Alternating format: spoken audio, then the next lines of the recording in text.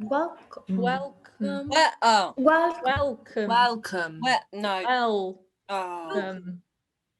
Okay. Right. Welcome to our show. First of all, here are some rules. Prithee ensure a smart telephone device is charged and ready to use. Maketh sure thy camera and microphone art off, or feel the wrath of snug. Do locate and select gallery mode in the top right corner of the screen.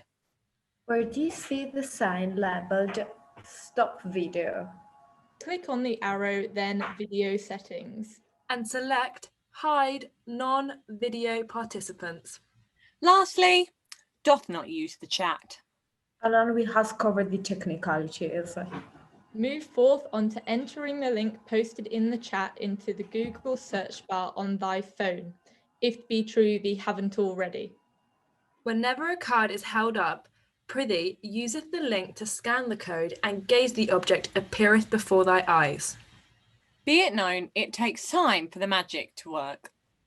Allow us to show thee how it works. Is this a dagger I see before me? The handle toward my hand? Nay, the blade is towards thee. That's the wrong play. Concluded be it, sit back, enjoy the show, and allow the magic taketh thee away. Adieu.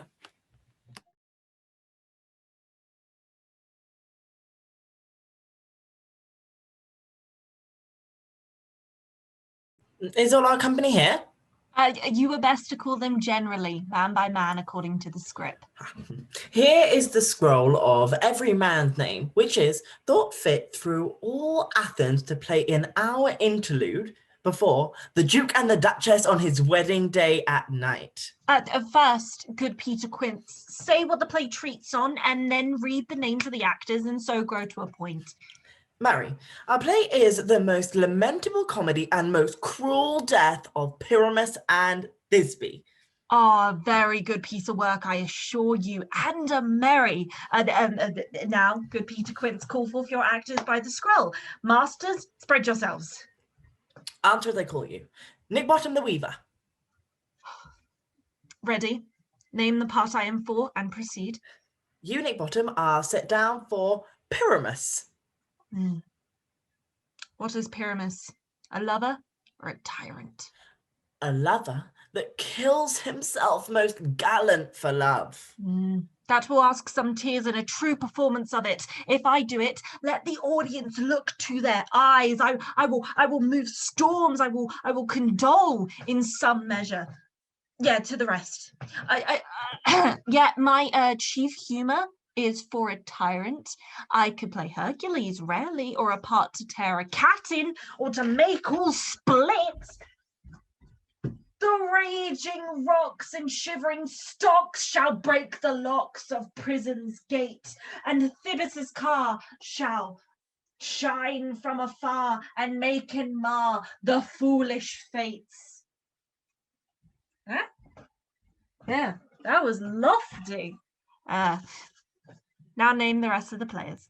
That was a Hercules vein, a tyrant's vein. A lover's vein is more condoling. Francis Flute, the bellows mender. Here, Peter Quince. Flute, you must take Thisbe on you. What is Thisbe? Wandering knight? No. It is the lady that Pyramus must love.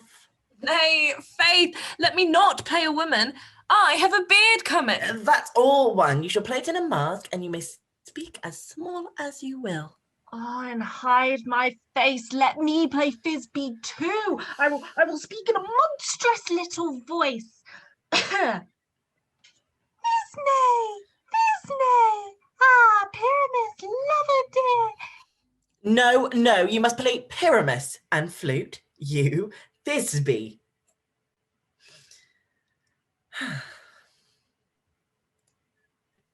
Well, proceed. Robin Starveling the tailor. Here, Peter Quince. Robin Starveling, you must play Thisbe's mother. Tom Snout the tinker.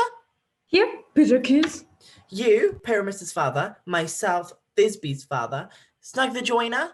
You, the lion's part. And I hope here is a play fitted.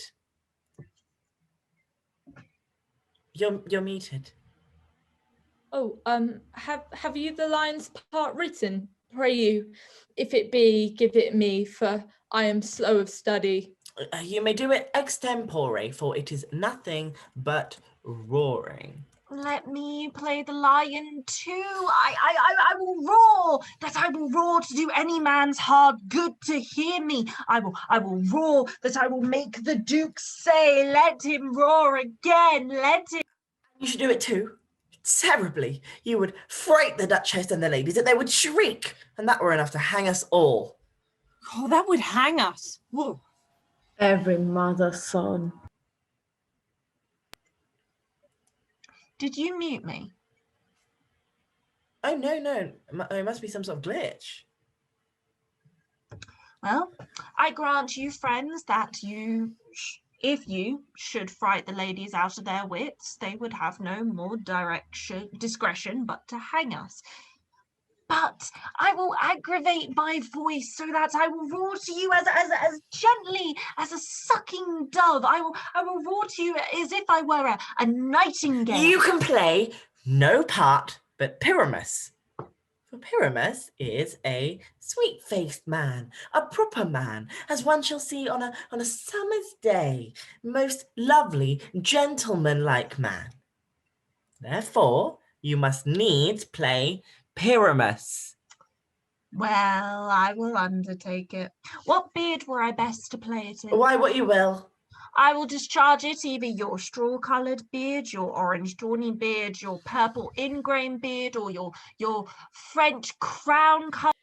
Some of your French crowns have no hair at all, and then you will play barefaced. But masters, here are your parts, and I am to entreat you, request you, and desire you to con them by tomorrow night. And meet me by Zoom light. There will we rehearse, for if we meet in the city, we shall be dogged with company and our devices known. In the meantime, I will draw a bill of properties such as our play wants. I pray you, fail me not. We will meet, and there we will rehearse most obscenely and courageously. Take pains, be perfect, adieu. At the Zoom screen we meet. Enough. Hold or cut bowstrings.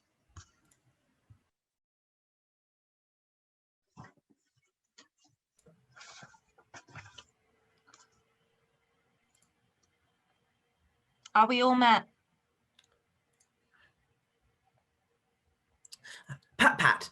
And here's a marvellous place for our rehearsal. This green plot shall be our stage, the Hawthorne break our tiring house, and we will do it in action as we will do it before the Duke. Peter Quince. What sayest thou, Bully Bottom? There are things in this comedy of Pyramus and Thisbe that will never please. First, Pyramus must draw a sword to kill himself, which the ladies cannot abide. How answer you that? Barlaking a parlous fear. I believe we must leave the killing out when all is done. Not a whit. I have a device that will make all well. Write me a prologue. Let the prologue seem to say, we do no harm with our swords, and that Pyramus is not killed indeed, and for the more better assurance, tell them that I, Pyramus, am not Pyramus, but Bottom the Weaver. This will put them out of fear. Well, we shall have such a prologue, and it shall be written in 8 and 6. No, make it 2 more. Let it be written in 8 and 8. Will not the ladies be afeard of the lion? Oh, I fear it, I promise you. Masters, you ought to consider with yourselves to bring in, God shield us, a lion amongst ladies is the most dreadful thing, for there is not a more fearful wild fowl than your lion living. We ought to look to it. Therefore, another prologue must add that he is not a lion. Nay, you must name his name, and half his face must be seen through the lion's neck, and he himself must speak through, saying thus, or to some defect. ladies or fair ladies, I would wish you, or I would request you, or I would entreat you not to fear, not to tremble, my life for yours. If you think I come hither as a lion, it were a pity on my life. No, I am no such thing. I am a man as any other man were, and there, indeed, let him name his name. Tell them plainly that he is Snug the Joiner. Well, it shall be so. But there is two hard things, that is, to bring the moonlight into a chamber, for, you know, Pyramus and Thisbe meet by moonlight. Doth the moon shine the night we play our play? A calendar. A calendar.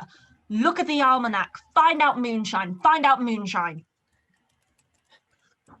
Yes, it doth shine that night. Why? Then may you leave a casement of the great chamber window where we play open, and the moon may shine in at that casement. Aye, or else one must come in with a bush of thorns and a lanthorn and say he comes to disfigure or to present the person of moonshine. Then there is another thing. We must have a wall in the great chamber, for Pyramus and Thisbe says the story did talk through the chink of a wall. You can never bring in a wall. What say you, Bottom?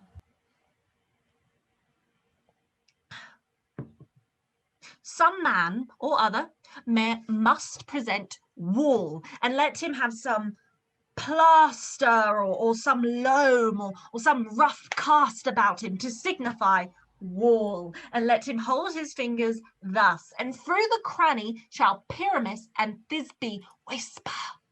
If that may be, then all is well. Come, sit down, every mother's son, and rehearse your parts. Pyramus, you begin. When you have spoken your speech, enter into that break, and so everyone according to his cue. Speak, Pyramus. Thisbe, stand forth. Thisbe, the flowers of odious flavors sweet. Odors, savours, sweet. Odors, savours, sweet. So hath thy breath, my dearest Thisbe. But hark, a voice, stay thou but here a while, and by I will thee appear.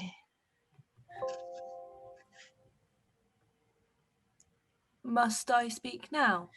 Aye, marry, must you, for you must understand he goes but to hear a noise that he heard and is to come again. Most radiant Pyramus, most lily white of hue, of colour like the red rose from triumphant briar, most brusky juvenile and eke most lovely Jew, as true as horse that yet would never tire. I'll meet thee, Pyramus, at Ninny's tomb. Ninus's tomb, man. Why, you must not speak that yet. That you answer to Pyramus. You speak all your part at once, cues and all Pyramus enter. Your cue is past. It is never tire. Oh, as true as horse that yet would never tire. If I were fair Thisbe, I were only thine.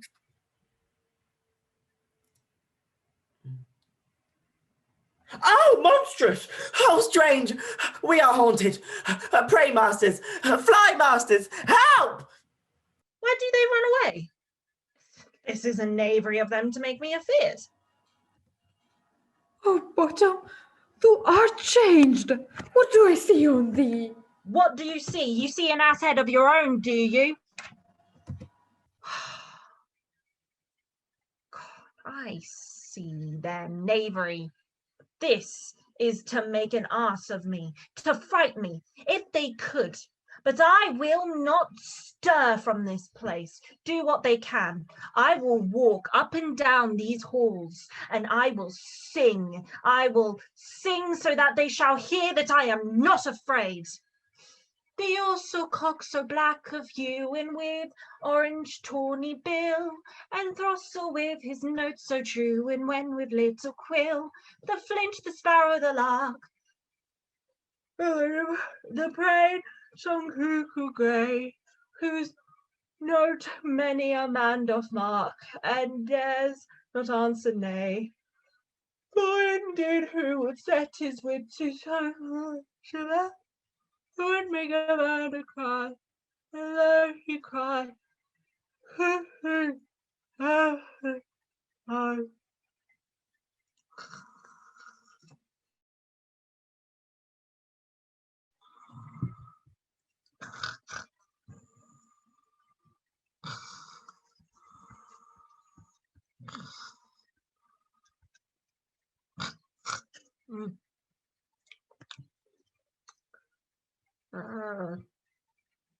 when my cue comes, call me. I will answer. My next is my fair Pyramus. Hi-ho. Future Quince. Flute the bellows mender. Snout the tinker. Starving well. God's my life. Stolen hence and left me asleep. I'm gonna go to Snapchat.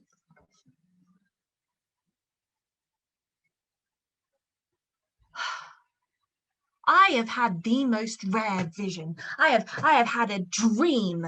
Past the wit of man to say what my dream was. Man is but an ass if he were to go and expound my dream. Methought I was a... There is no man that can tell what. Methought I was a... And methought I had a... But man is but a patched fool if he were to offer what methought I had. The eye of man hath not heard, the ear of man hath not seen, a man's hand is not able to taste, his tongue to conceive, his heart to report. I will get Peter Quince to write a ballad of this dream, and it shall be called Bottom's Dream, since it hath no bottom. I will sing it at the later end of the play, before the Duke, pre-adventure. To make it more gracious, I shall sing it at her death.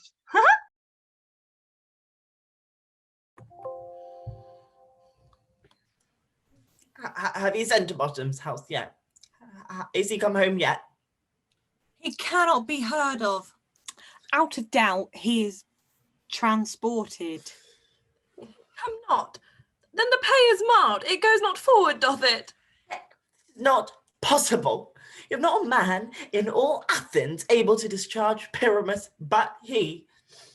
No, he has simply the best wit of any handicraft man in Athens. Yea, and the best person too. And he's a very paramour for a sweet voice.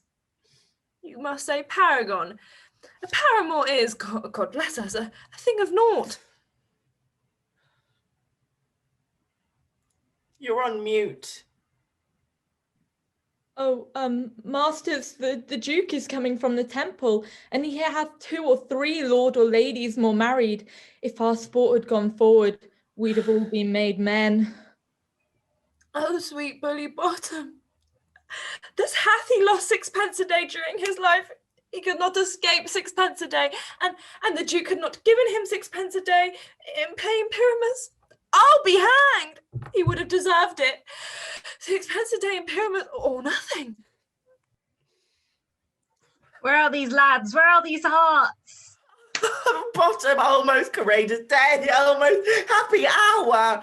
Oh, masters, I am to discourse wonders, but ask me not for what, if I tell you, I am no true Athenian. I will tell you everything right as it fell out. Let us hear, sweet Bottom. Oh, not a word of me. All I will tell you is that the Duke hath dined. Get your apparel together. Good strings to your beards, good ribbons to your pumps. Meet presently at the palace. Every man look over his part for the short or long of it. Our play is preferred. In any case, let Thisbe have clean linen. Let him that plays the lion not par his nails. For they shall hang out of the lion's claws. And, most dear actors, eat no onions, nor garlic, for we are to utter sweet breath, and I do not doubt but to hear them say it is a sweet comedy. No more words. Away, go away. Bottom, it's Zoom. They can't smell your breath. No more words. Away, go away.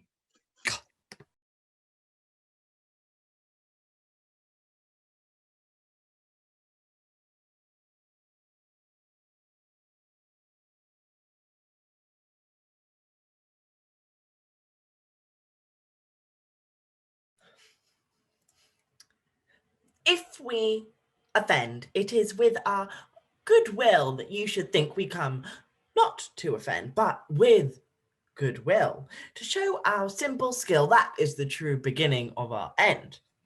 Consider then we come, but in despite, we do not come as minding to contest you. Our true intent is all for your delight. We are not here that you should here repent you. The actors are at hand, and by their show you shall know all that you are like to know. Oh, did somebody say something in the chat?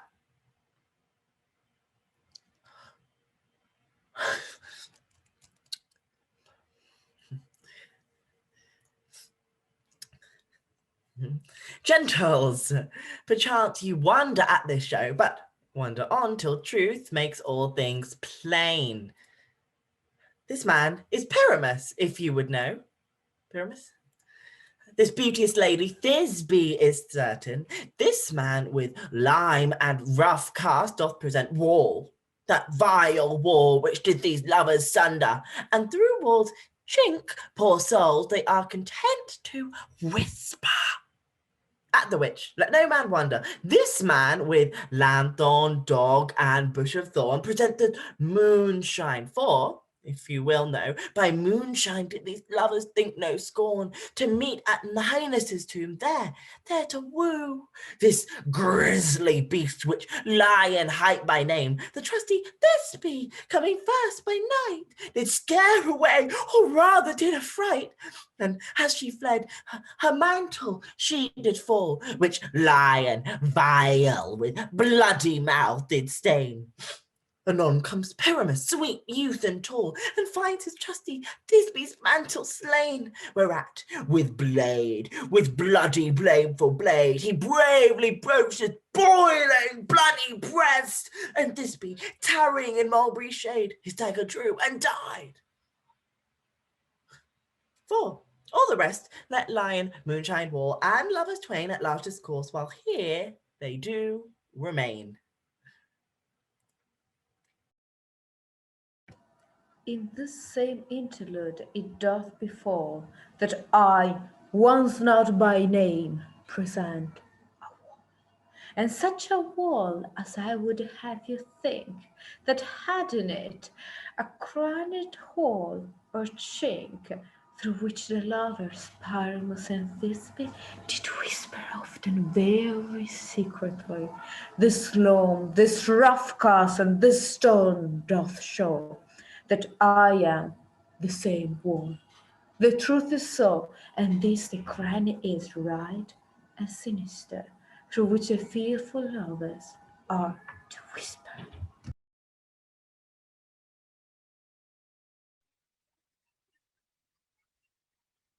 O grim looked night, O night, with hue so black, O night, which ever art when day is not. O night, alack, alack, alack, I fear my Thisbe's promises forgot. And thou, sweet wall, O sweet, O lovely wall, that standest between her father's grounds and mine, thou wall, O sweet and lovely wall, show me thy chink to blink through with mine eye. All right. Thanks, courteous wall. Gove, she'll be well for this. For what I see, no Thisbe do I see. O wicked wall, through whom I see no bliss. Cursed be thy stones for thus deceiving me. No, in truth, sir, he should not. Deceiving me is Thisbe's cue. She is to enter now, and I am to spy her through the wall. You shall see. It will fall pat, as I told you. Yonder, she comes. O wall, full often hast thou heard my moans for parting, my fair Pyramus and me. My cherry lips have kissed thy stones with lime and hair knit up in thee. I see a voice. Now, will I to the chink to spy as I hear my Thisbe's face? Thisbe! My love, thou art my love, I think. think what with thou wilt. I am thy lover's grace, and like Lymander, I am trusty still. And I, like Helen, till the fates me kill. Not Shaffalas to Procras was so true. As Shaffalas to Procras, I to you. Now kiss me through the hole of this vile wall. I kiss the wall's hole, not your lips at all. Wilt thou at Ninny's tomb meet me straight away? Tide life, tide death, I come without delay. Thus have I, wall, my part discharged so, and being done, thus wall away doth go.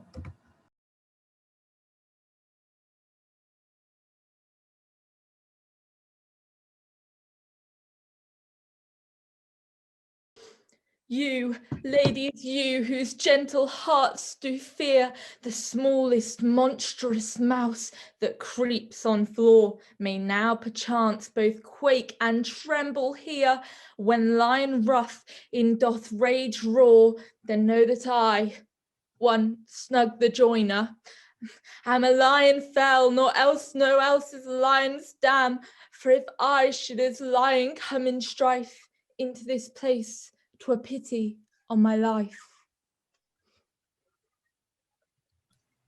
Don't pay attention to the Oh, chat. it's a bit rude. Oh, come on. Really? Just ignore it. This lanthorn doth the horned moon present.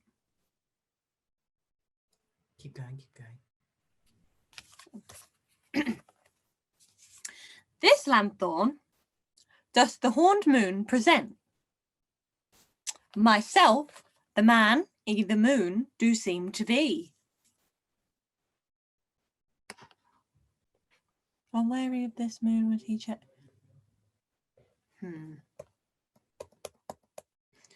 All I have to say is to tell you that this, the lanthorn, is the moon. I, the man in the moon. This thorn bush, my thorn bush.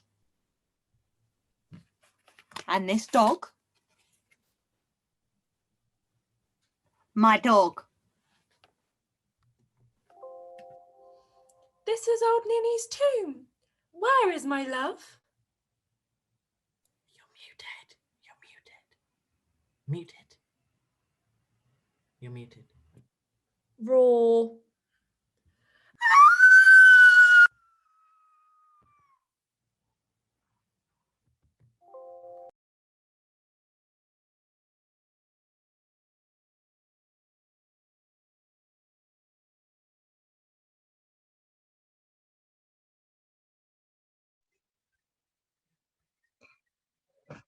Sweet moon, I thank thee for thy sunny beams. I thank thee, moon, for shining now so bright.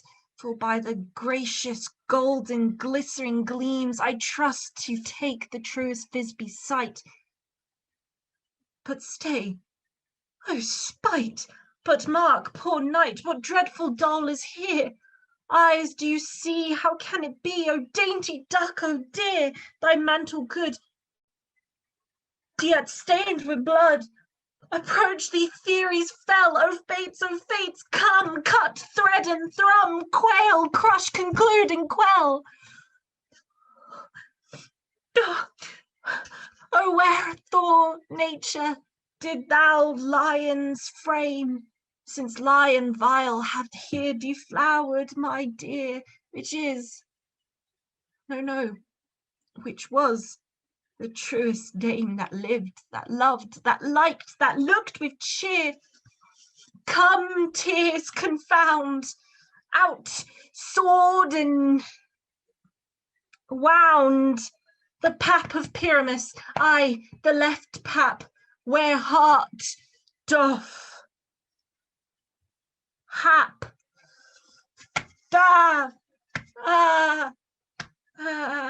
Thus I die, thus. Now I am dead. Now I am fled. My soul is in the sky. Tongue, lose thy flight. Moon, take thy flight. Moon, take thy flight. Moon, take thy flight. Moon, take thy flight. Now, die, die, die, die, die.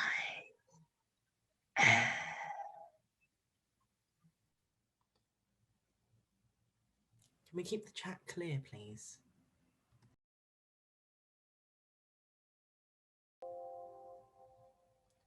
Asleep, my love? What's dead, my dove?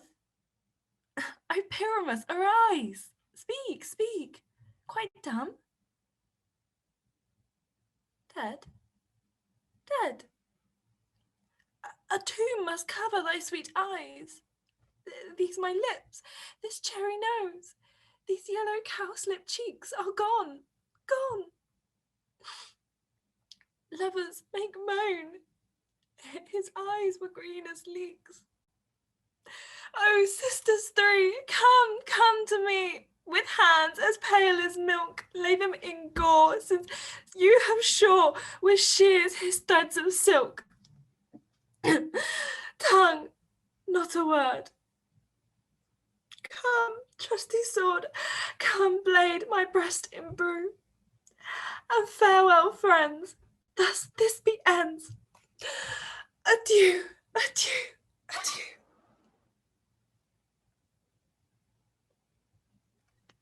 No, assure you the wall is down that parted their fathers. Would it please you to see an epilogue or to hear a Beramo mask dance between two of our company? Hello, we now want to invite anyone who is watching to dance with the casting crew.